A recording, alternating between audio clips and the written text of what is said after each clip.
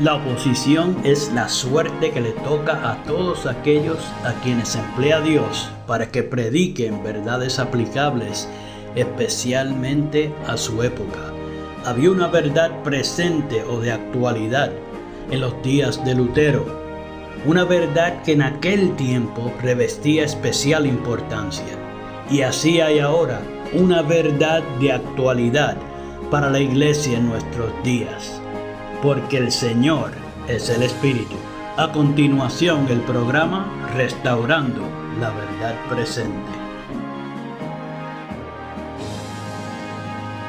Muy buenos días, mis queridos hermanos, y bienvenidos a su programa radial Restaurando la Verdad Presente. Les habla para ustedes en esta hermosa mañana Jeffrey Mercado.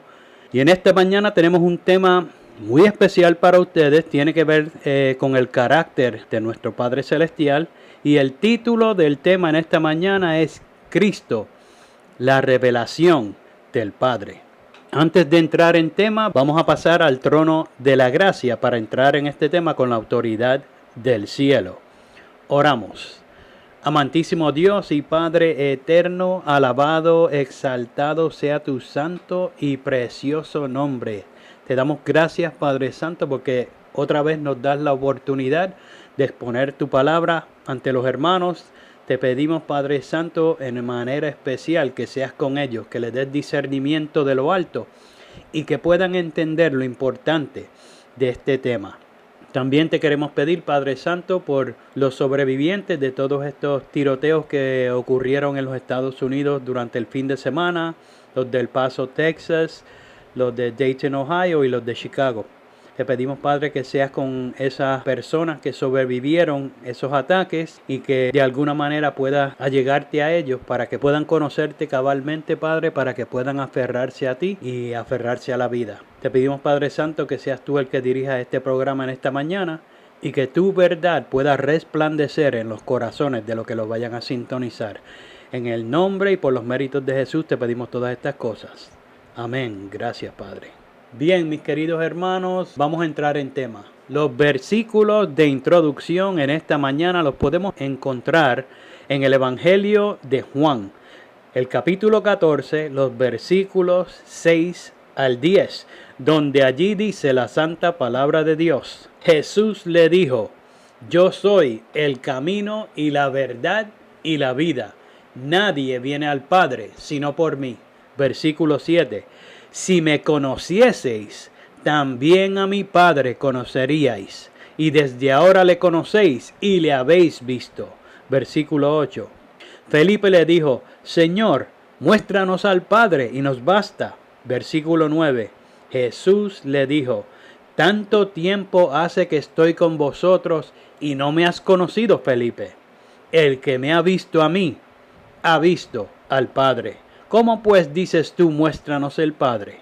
Versículo 10. ¿No crees que yo soy en el Padre y el Padre en mí? Las palabras que yo os hablo, no las hablo por mi propia cuenta, sino que el Padre que mora en mí, Él hace las obras. Mis queridos hermanos, los que tengan oídos para oír, oigan lo que el Espíritu de Cristo dice a las iglesias, que esperan crecer en carácter hasta la estatura de Cristo. En el programa de hoy vamos a seguir hablando acerca del carácter del Padre y del Hijo, ya que tristemente hay un desconocimiento abismal acerca de la benignidad y del amor del Dios que profesamos servir. Algunos, mostrando su desconocimiento total al respecto, comentando el programa anterior, dijeron que este concepto mío, como si esto fuera de Jeffrey Mercado y no fuera bíblico, dijeron que esto era satánico, que mediante este concepto no se podía cumplir lo profetizado por Dios y que actualmente eso neutralizaba el concepto general que tiene la gente de la ira de Dios.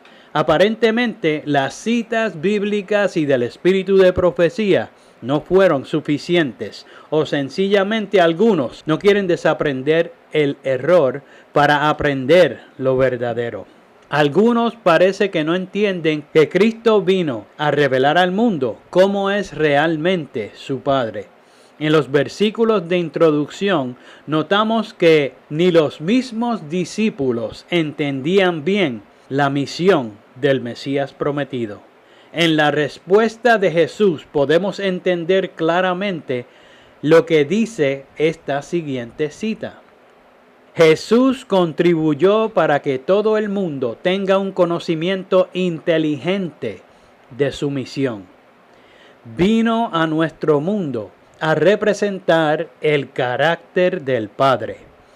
Y a medida que estudiamos la vida, las palabras y las obras de Cristo, somos auxiliados de toda forma en la educación de la obediencia a Dios.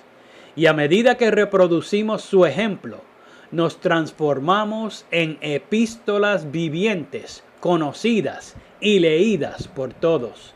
Somos agentes vivos que representan el carácter de Jesucristo ante el mundo.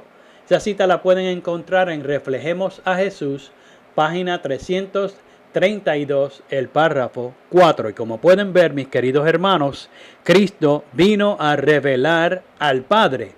Y nosotros se supone que estemos revelando el carácter de Cristo.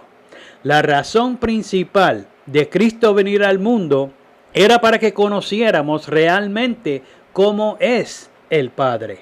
Cristo vino a mostrarnos cómo es su Padre, porque la vida eterna es conocer al Padre y al Hijo, como dice Juan 17:3.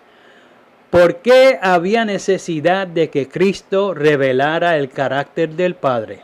Pues la respuesta es obvia, porque siendo que el pecado había logrado la separación entre Dios y los hombres, ahora los hombres no tenían un contacto directo con su Hacedor y no le conocían.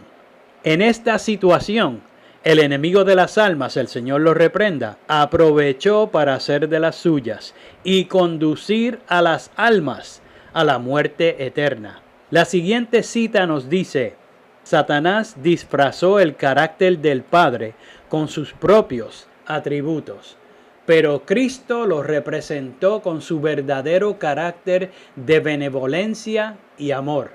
La forma como Cristo lo representó ante el mundo fue como si se le concediera un nuevo don al ser humano. Esa cita la pueden encontrar en Exaltad a Jesús, la página 30, el párrafo 4. Con esta enseñanza, Cristo aclararía las dudas del ser humano y podrían ver que realmente tienen esperanza para salir de la situación adversa del pecado y su camino de muerte. El mismo Dios está involucrado en su reconciliación y renovación por amor a sus criaturas. No está simplemente vigilando para destruirlos cuando caen en el pecado.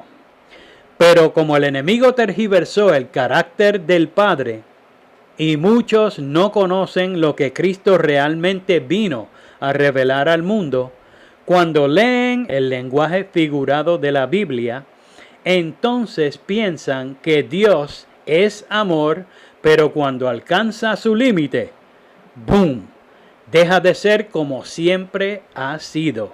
Se olvidan de la hermosa verdad que Pablo nos compartió en 1 de Timoteo, capítulo 6, versículo 16, donde allí dice la santa palabra de Dios: el único que tiene inmortalidad. Y hago una pausa, mis queridos hermanos, porque ahí dice mucho. Aquí Pablo se está refiriendo a Dios el Padre. Por lo tanto, ninguno de los seres creados tiene inmortalidad. Dios la puede suplir, pero no es inherentemente en ellos. Tienen que tener eso en mente, mis queridos hermanos, porque si no tienen inmortalidad, quiere decir que van a perecer. Continúa el versículo: y habita en luz inaccesible, a quien ningún hombre ha visto ni puede ver. A él sea honra y poder sempiterno. Amén. ¿Qué quiero decir con esto? pues lo que todo cristiano conoce, pero a menudo confunde. Solo Dios es inmortal, no sus criaturas. Dios comparte la vida eterna, pero de una manera que muchos no se imaginan, aunque esté claramente establecido en su santa palabra. Por lo tanto, mis queridos hermanos, si Dios es el único inmortal, Él no tiene que matar a nadie, porque Él es el inmortal. Los demás dejarán de ser. ¿Cómo es que Dios hace que los mortales sean inmortales? Pues por medio del árbol de la vida. Él les permite vivir para siempre. Los que incurrieron en pecado reciben las consecuencias del mismo, porque la paga del pecado es muerte. Se separaron de la vida, cometieron suicidio. Dios no los mató. Cosecharon lo que sembraron. Ahora, sabiendo que Cristo vino a revelar el carácter del Padre, pueden entender entonces esta próxima cita cuando dice: tenemos solo una fotografía perfecta de Dios, y esta es Jesucristo. Esa cita la pueden encontrar en manuscrito 70 del 1899, el párrafo 15. Y fue traducida del inglés porque no ha sido ese manuscrito traducido al español. Pero si escucharon lo que dice esa cita, pueden entender esa preciosa verdad. Eso quiere decir que si queremos saber algo acerca del Padre, quien el hombre no ha visto, tenemos que mirar a Cristo para que podamos ver al Padre. Por eso Jesús le respondió a Felipe como lo hizo.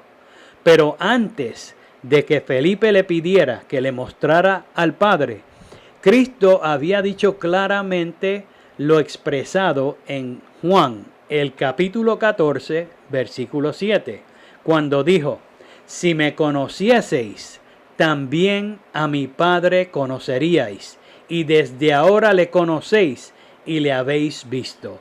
Alabado sea su santo y precioso nombre. No hay necesidad, mis queridos hermanos, de tener incertidumbre. Aquí queda claro que Cristo estaba hablando del carácter, no de la apariencia física.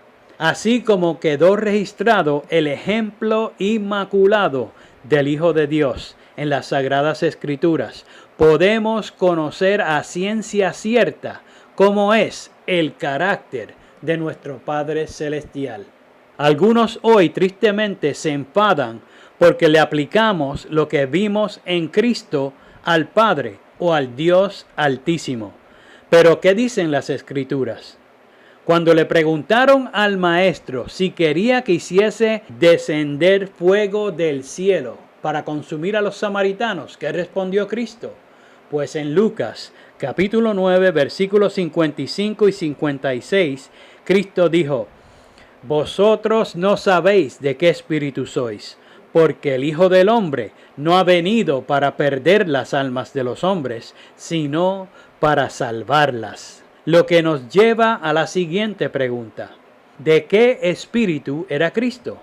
Bueno, si respondemos como adventistas que han vuelto a la fe de los pioneros o a la fe una vez dada a los santos, o sea, como cristianos en la verdad no trinitaria, entonces responderemos con el entendimiento de que Cristo fue engendrado del Padre.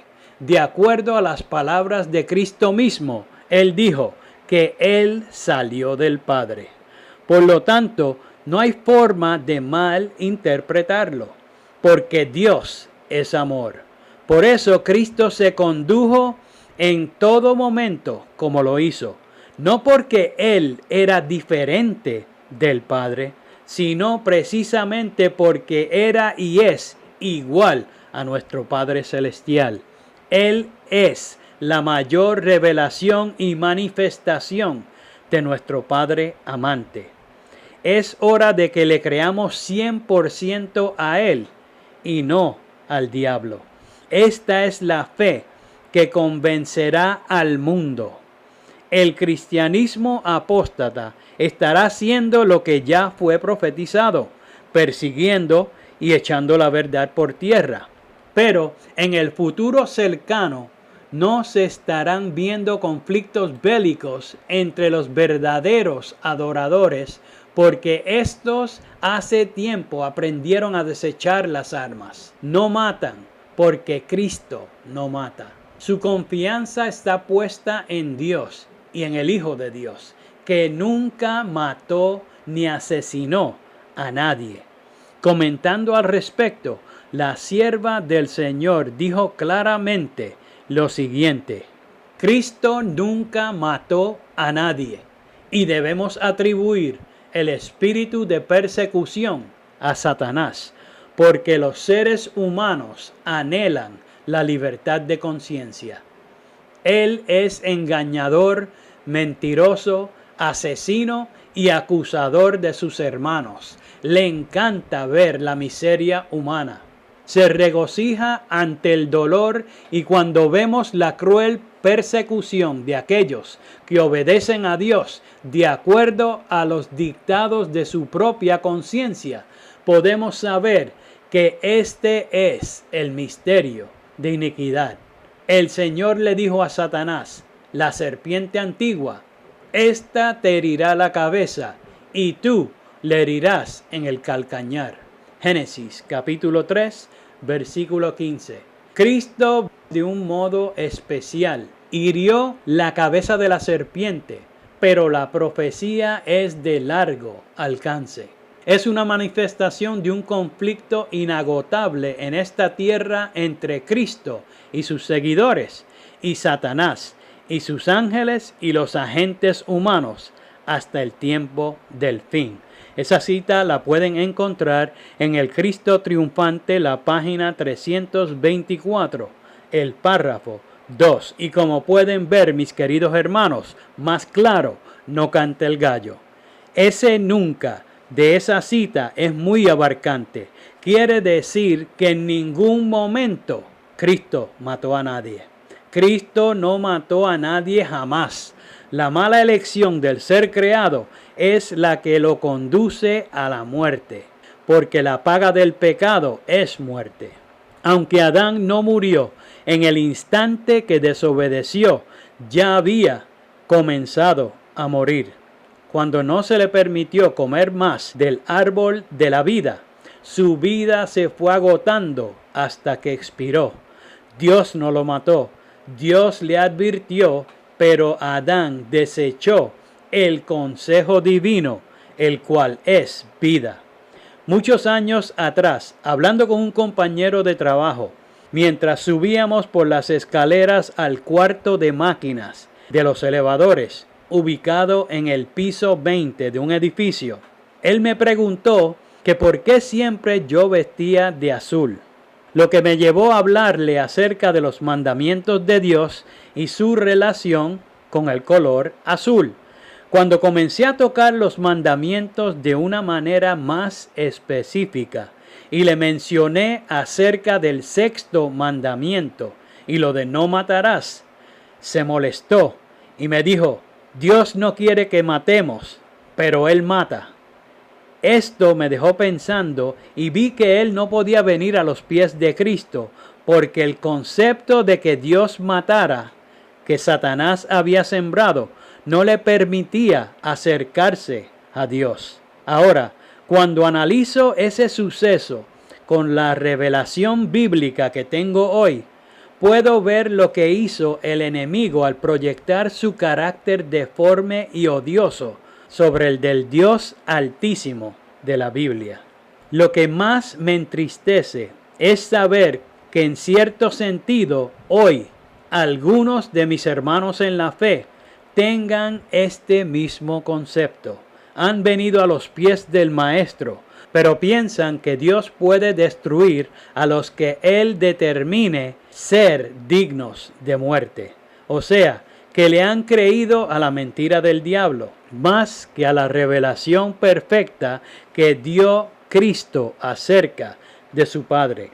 Como adventistas del séptimo día, sabemos que los 10 mandamientos son un trasunto del carácter del Padre.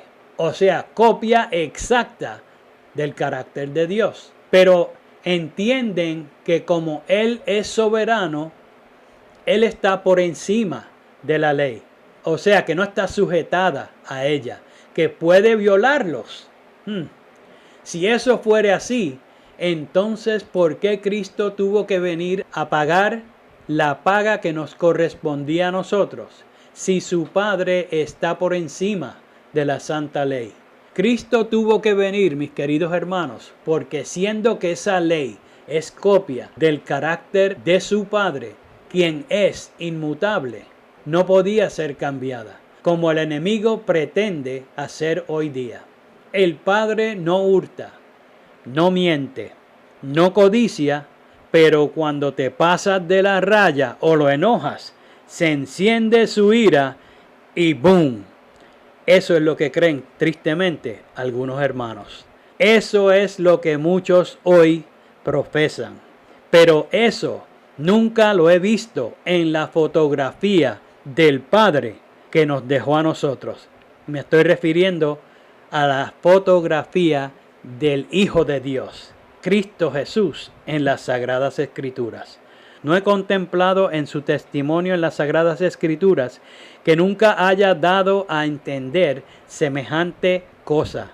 Cristo siempre obró en beneficio del hombre, aunque respetó su libre albedrío. Como ya vimos por su propio testimonio, Él dijo que no había venido para perder las almas de los hombres, sino para salvarlas. Ese espíritu que quiere acabar con el hombre es otro. Elena White, comentando al respecto, dice: Satanás se esfuerza siempre en presentar de un modo falso el carácter de Dios, la naturaleza del pecado y las verdaderas consecuencias que tendrá la gran controversia. Sus sofismas debilitan el sentimiento de obligación para con la ley divina y dan a los hombres libertad para pecar.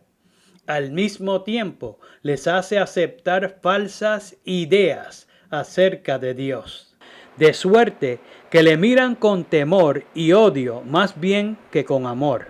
Atribuye al Creador la crueldad inherente a su propio carácter, la incorpora en sistemas religiosos y le da expresión en diversas formas de culto.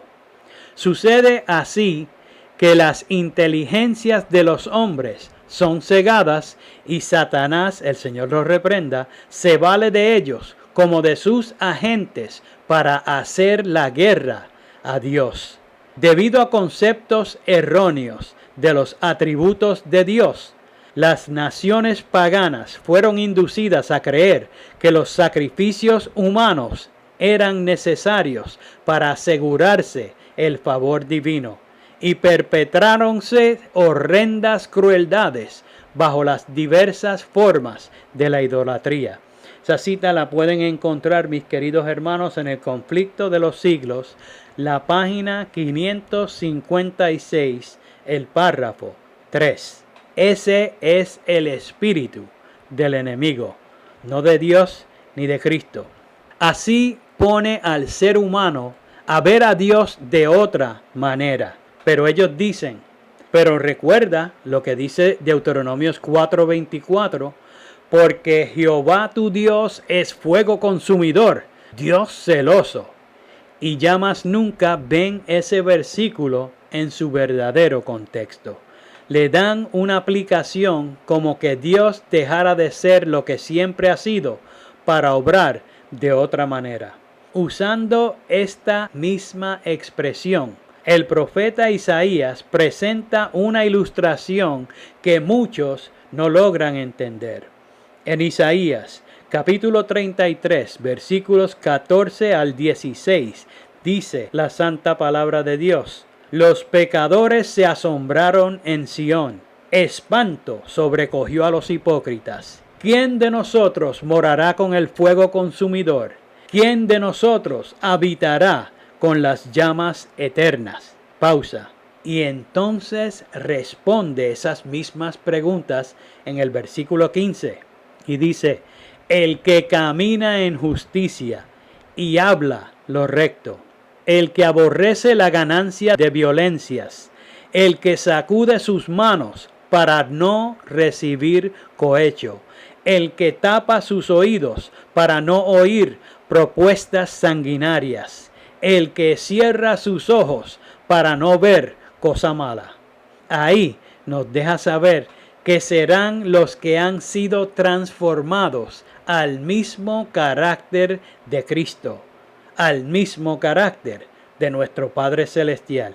Y continúa diciendo en el versículo 16, este habitará en las alturas, fortaleza de las rocas será su lugar de refugio, se le dará su pan y sus aguas serán seguras.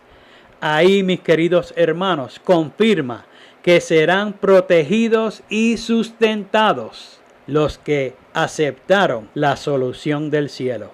Juan el Bautista habló acerca de esa transformación cuando dijo en Mateo capítulo 3 versículo 11, yo a la verdad os bautizo en agua para arrepentimiento, pero el que viene tras mí, cuyo calzado yo no soy digno de llevar, es más poderoso que yo. Él os bautizará en Espíritu Santo y fuego.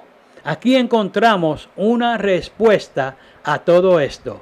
En la siguiente cita tenemos una explicación de ambos textos. Y dice, yo a la verdad os bautizo en agua para arrepentimiento, dijo Juan.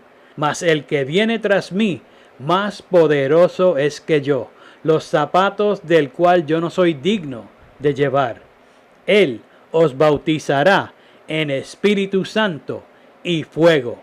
Entonces aquí la sierva del Señor empieza a explicar y dice, el profeta Isaías había declarado que el Señor limpiaría a su pueblo de sus iniquidades, con espíritu de juicio y con espíritu de ardimiento, dándole énfasis al fuego. Continúa la cita, la palabra del Señor a Israel era, volveré mi mano sobre ti y limpiaré hasta lo más puro tus escorias. Para el pecado, donde quiera que se encuentre, nuestro Dios es fuego consumidor. En todos los que se sometan a su poder, el Espíritu de Dios consumirá el pecado. ¿Escucharon eso, mis queridos hermanos? Así es como nuestro Dios es fuego consumidor. Continúa entonces la cita. Pero si los hombres se aferran al pecado, llegan a identificarse con él, entonces la gloria de Dios que destruye el pecado debe destruirlos a ellos también. Jacob, después de su lucha con el ángel, exclamó, vi a Dios cara a cara y fue librada mi alma. Jacob había sido culpable de un gran pecado en su conducta hacia Esaú, pero se había arrepentido. Su transgresión había sido perdonada y purificado su pecado. Por lo tanto, podía soportar la revelación de la presencia de Dios. Pero siempre que los hombres se presentaron a Dios, mientras albergaban voluntariamente el mal, fueron destruidos. En el segundo advenimiento de Cristo, los impíos serán consumidos con el espíritu de su boca y destruidos con el resplandor de su venida. La luz de la gloria de Dios que imparte vida a los justos matará a los impíos. Deseado de todas las gentes, página 82, párrafo 4. Ahora, la pregunta es, ¿los mató Dios o se suicidaron? ¿Y por qué hago esa pregunta? Pues Dios les había dado a escoger. Él respeta su elección. Él respeta su decisión. Está en tus manos. Tú eliges la vida y el bien o la muerte y el mal. El siguiente párrafo dice, en el tiempo de Juan el Bautista, Cristo estaba por presentarse como revelador del carácter de Dios. Su misma presencia haría manifiestos a los hombres sus pecados. Únicamente en la medida en que estuviesen dispuestos a ser purificados de sus pecados, podrían ellos entrar en comunión con Él. Únicamente los limpios de corazón podrían morar en su presencia. Deseado de todas las gentes, página 83, párrafo 1. Mis queridos hermanos, no le echen la culpa a Dios por la mala elección que hayan hecho y entiendan que todavía están a tiempo para acudir a Él. Pero nunca le adjudiques a Dios la pericia del diablo. Cuando Él venga por los suyos ciertamente resplandecerán como Moisés cuando bajó del monte santo. Pero ¿saben algo? Los impíos también van a resplandecer, pero lo harán en llamas. Pero no porque Dios los mató, sino porque siendo advertidos por Dios, no se prepararon, no quisieron purificar sus pecados, no quisieron reconciliarse con Dios para encontrarse con el único Dios verdadero y su Hijo en su segunda venida. Mis queridos hermanos, hasta aquí el programa de hoy. Les habló para ustedes Jeffrey Mercado. Hasta el próximo programa. Que el Señor les bendiga. Para copia del programa de hoy, o si quieren apoyar el programa radial Restaurando la Verdad Presente, favor llamar al 787-238-8859. 787-238-8859. Y recuerden, Primera de Corintios 8:6. Nosotros empero no tenemos más de un Dios, el Padre, del cual son todas las cosas y nosotros en Él, y un Señor Jesucristo, por el cual son todas las cosas y nosotros por Él. Que el Padre de nuestro Señor Jesucristo les bendiga.